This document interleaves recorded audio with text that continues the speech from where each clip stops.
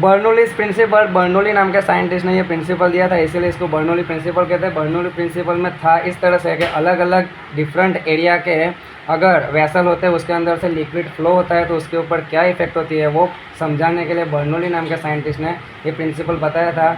Here आपको as shown in diagram में आपको बताए गए हिसाब से एक डिफरेंट शेप के डिफरेंट एरिया के वेसल रखा गया, उसके अंदर से लिक्विड पास होता है तो उसके ऊपर क्या इफेक्ट होती है वो प्रिंसिपल आपको इधर डिराइव करना है। फर्स्ट ऑफ ऑल, अगर लिक्विड फ्लो में है डेट मीन्स कि उसके पास प्रेशर है, और अगर उसके पास प्रेशर है डेट मीन्स कि उसके पास फोर्स है, और अगर फोर्स है और लिक्विड मोशन के अंदर है तो कंफर्म उसके पास वर्क डन है। इसी तरह से एक तरफ का एरिया है A1 और दूसरी तरफ का एरिया है A2। क्लियर? अगर एरिया चेंजेस होता है तो according to continuity equation area proportional to 1/v, that means के वेलोसिटी। अगर एरिया इंक्रीज होता है तो वेलोसिटी डिक्रीज होती है, डेट मीन्स का जो लिक्विड है वो थोड़े कम स्पीड में फ्लो होगा। और अगर एरिया डिक्रीज होता है तो वेलोसिटी इंक्रीज होती है, मतलब कि जब आप किसी भी चीज़ का किसी भी वेसल का एरिया कम कर दोगे तो उसके अंदर से पास होने वाली लिक्विड की वेलोसिटी बढ़ जाएगी। अब आपको इधर बर्नौली प्रिंसिपल आपको डिराइव करना है। तो फर्स्ट ऑफ ऑल स्टार्ट करना है कि ये जो लिक्विड है वो BC सेक्शन के पास से क्रॉस हो रहा है, तो आपको लिखना है कि फॉर पार्ट BC पार्ट के लिए फर्स्ट ऑफ ऑल आपको वर्क डन डिराइव करना है, क्योंकि ये लिक्विड फ्लो में है और अगर ये मोशन में डेट मीन्स कि उसके पास उसका डिस्प्लेसमेंट हुआ है और डिस्प्लेसमेंट होने की वजह से उसके पास वर्क डन है। तो वर्क डन उसको आपको लिखना है W1 equal to work done का फॉर्मूला होता है फोर्स इंटू डिस्प्लेसमेंट। तो force into displacement F1 into D1, because आपको BC सेक्शन के लिए डिराइव करना है। फोर्स, अब आपको फोर्स इक्वल टू क्या होता है तो अकॉर्डिंग टू प्रेशर का फॉर्मूला, प्रेशर इक्वल टू क्या होता है, प्रेशर इक्वल टू होता है F/A। फोर्स को सब्जेक्ट बनाओ तो फोर्स इक्वल टू होता है P into A।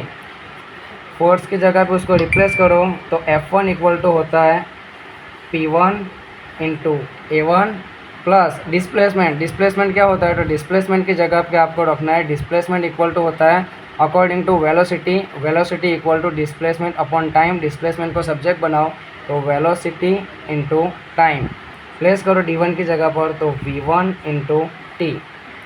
So here area, अब आपको समझना है कि एरिया क्या होता है तो एरिया 2 डायमेंशन होता है, क्योंकि अगर 2 डायमेंशन L इंटू B आप अगर जमा करो तो वो बन जाता है एरिया, एंड उसके साथ अगर तीसरी डायमेंशन ऐड कर दो तो वो चीज़ को कहलाता है वॉल्यूम। एरिया अगर 2 डायमेंशन होता है तो वॉल्यूम होता है 3 dimension.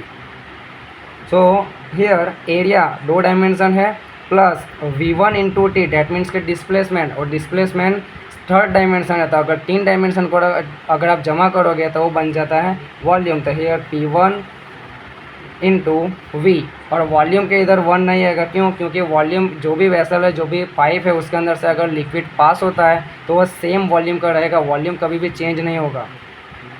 So W1 equal to P1 into V, equation number 1। Same आपको पार्ट DE के लिए आपको डिराइव करना है। सो फॉर पार्ट DE, ये DE पार्ट के लिए आपको डिराइव करना है कि अगर लिक्विड BC सेक्शन से क्रॉस होकर अगर DE के अंदर जाता है तो उसके ऊपर क्या इफेक्ट होती है और उसके ऊपर क्या वर्क डन होता है वो आपको डिराइव करना है। So for part DE W2 equal to same way F2 into D2। Same, अगर आपको फोर्स फाइंड करना है तो फोर्स इक्वल टू क्या होता है तो फोर्स इक्वल टू होता है प्रेशर इंटू एरिया। प्लेस करो F2 की जगह पर तो आएगा P2 into A2, and displacement की जगह पे आपको सेम वापस से वेलोसिटी इक्वल टू होता है डिस्प्लेसमेंट अपॉन टाइम। डिस्प्लेसमेंट को सब्जेक्ट बनाओ तो velocity into time V2 into T। Same way में अगर एरिया 2 डायमेंशन होता है, 2 डायमेंशन में एरिया होता है, उसके साथ अगर तीसरी डायमेंशन अगर आप ऐड करते हो तो वो बन जाता है 3D diagram, and 3D dimension होता है तो 3D डायमेंशन को आप बोलते हो वॉल्यूम। सो P2 इंटू V, यह आएगा आपका सेकेंड वर्क डन। अगर आपको टोटल वर्क डन फाइंड करना है तो उसके लिए आपको करना पड़ेगा W equal to W1 minus W2। BC section के ऊपर होने वाला work done and DE section के ऊपर होने वाला वर्क डन, दोनों वर्क डन का आपको माइनस करना है। दोनों वर्क डन का आपको जब माइनस करना है तो आपको मिलेगा ये वेसल के ऊपर होने वाला लिक्विड के थ्रू जो वर्क डन होता है वो आपको टोटल मिल जाएगा। So W equal to W1 minus W2। W1 की वैल्यू आपके पास ऑलरेडी है P1 into we minus W2 की वैल्यू है आपके पास P2 इंटू वी। दोनों में से V कॉमन निकालो तो बन जाएगा P1 minus P2 into V. This is called your work done, total work done pipe के थ्रू लिक्विड, पाइप के अंदर लिक्विड के थ्रू जो टोटल वर्क डन होता है उसका फॉर्मूला आपको मिलेगा। नेक्स्ट, अब ये लिक्विड जो है वो वेसल के अंदर मोशन में है, तो मोशन में है डेट मीन्स कि उसके अंदर मोशन की वजह से जो एनर्जी स्टोर होती है वो एनर्जी को कहा जाता है काइनेटिक एनर्जी की, और काइनेटिक एनर्जी के का फॉर्मूला होता है 1/2 mv²। अब आपको दोनों सेक्शन के लिए डिराइव करना है, तो फॉर BC के लिए आपको डिराइव करना है। सो K1 इक्वल टू 1/2 m, पानी का मास या जो भी लिक्विड अंदर से क्रॉस होता है उसका मास हमेशा कांस्टेंट रहेगा, मास कभी चेंज नहीं होगा उसका। वेलोसिटी चेंज होगी क्योंकि इक्वेशन ऑफ कंटिन्यूटी के हिसाब से अगर एरिया चेंज होता है तो उसका वेलोसिटी भी चेंज हो जाती है, तो 1/2 mv²।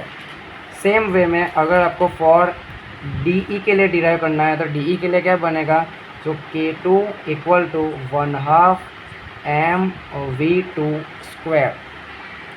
Net kinetic energy find करनी है, तो नेट काइनेटिक एनर्जी आपकी आएगी K equal to K2 minus K1। Net kinetic energy, दोनों काइनेटिक एनर्जी का BC सेक्शन की kinetic energy and DE section की काइनेटिक एनर्जी को माइनस कर दो तो वो आपकी आएगी नेट काइनेटिक एनर्जी। अब K2 का फॉर्मूला आपको पता है 1/2 mv², माइनस K1 का फॉर्मूला पता है 1/2 mv²। and this is called your equation number 2 and this is called your equation number 3। Now अब ये जो वेसल है वो वेसल को रखा है आपने कुछ हाइट के ऊपर H1 एंड H2 हाइट के ऊपर, तो H1 एंड H2 हाइट की वजह से किसी भी ऑब्जेक्ट को अगर आप किसी हाइट के ऊपर लेके जाते हो तो उसके अंदर स्टोर होती है potential energy, and potential energy का फॉर्मूला होता है mgh। अगेन आपको सेम BC सेक्शन के लिए और DE सेक्शन के लिए mgh का फॉर्मूला बनाया था। फॉर BC सेक्शन के लिए बनेगा formula U1 equal to potential energy U1 equal to mg, mass constant रहेगा, ग्रेविटेशनल एक्सेलरेशन कांस्टेंट, हाइट आएगी आपकी h1। सेम वे में फॉर DE सेक्शन के लिए वापस से आपको ये फॉर्मूला बनाना है, तो बनेगा पोटेंशियल एनर्जी उसकी आएगी U2 equal to mgh2। Again आपको net kinetic energy net potential energy आपको फाइंड करनी है, तो उसका फॉर्मूला बनेगा U equal to U2 minus U1। Again दोनों पोटेंशियल एनर्जी जो होती है उसका माइनस कर दो तो आपको वेसल के ऊपर की नेट आपको पोटेंशियल एनर्जी मिल जाएगी। तो U2 इक्वल टू फॉर्मूला पता है mgh2 एंड U1 की वैल्यू आपको रखनी है mgh1, और ये आपको बनेगा equation number 4।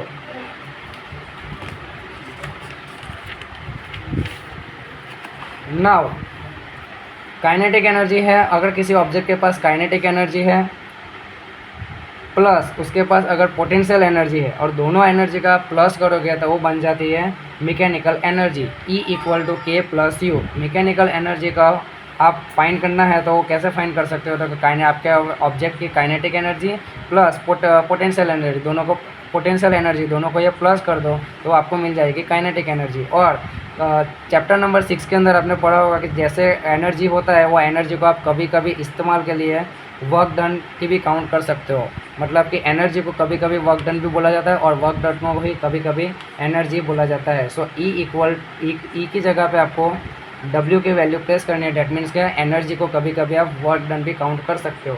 So energy equal to K plus U। Work done का फॉर्मूला ऑलरेडी आपको पता है from equation number 2। W equal to क्या है, W की वैल्यू है आपके पास PV1 minus V2 equal to kinetic energy का फॉर्मूला भी आपको पता है 1/2 mv² minus 1/2 mv1² plus potential energy का फॉर्मूला भी आपको पता है, पीछे इक्वेशन डिराइव करे उसके अंदर। So H2 minus mgH1। Here bracket over करो तो आपका फॉर्मूला बनेगा PV1 minus PV2 equal to 1/2 mV2 square minus 1/2 mV1 square plus mgH2 minus mgH1। जो 1 वाली क्वांटिटी है उसको एक तरफ कर दो और 2 वाली क्वांटिटी है उसको एक तरफ कर दो। लेफ्ट हैंड साइड पर हम 1 वाली क्वांटिटी को जमा करेंगे तो PV1 इधर से 1 वाली quantity 1/2 mV1 square and mgH1 दोनों क्वांटिटी को लेफ्ट साइड में मूव करेंगे तो हो जाएगी plus 1/2 mV1 square plus mgH1 equal to इधर साइड में माइनस PV2 है, उधर साइड शिफ्ट करोगे तो वो हो जाएगा plus PV2 plus 1/2 mV2 square plus mgH2। अगर इसको नॉर्मल वे में लिखना है, अगर इसको आपको नॉर्मल वे में जनरल टर्म के अंदर अगर आपको लिखना है तो ये इक्वेशन कुछ इस तरह से लिखा जाएगा PV plus 1/2 mV square plus mgH equal to, अब इधर 1 इधर 2 हमने वैसे अलग अलग एरिया के लिए थे इसीलिए 1 और 2 आता है। अगर नॉर्मल जनरल वे में आपको लिखना है तो इधर आएगा कांस्टेंट, ये सब की वैल्यू आएगी एक कांस्टेंट। और इसमें एक और बात कि अगर आपको डेंसिटी पता होती है लिक्विड की तो डेंसिटी इक्वल टू क्या होता है formula mass upon volume. Okay, mass upon volume, mass को इधर से सब्जेक्ट बनाओ तो मास इक्वल टू क्या हो जाएगा डेंसिटी इनटू वॉल्यूम। वॉल्यूम की जगह पे आपको मास की जगह पे ये फॉर्मूला आपको प्लेस करना है तो फॉर्मूला आपका आएगा PV plus 1/2 rho into V velocity का V स्क्वायर प्लस mgH की जगह पे m का फॉर्मूला प्लेस करो तो आएगा रो VGH इक्वल टू कांस्टेंट।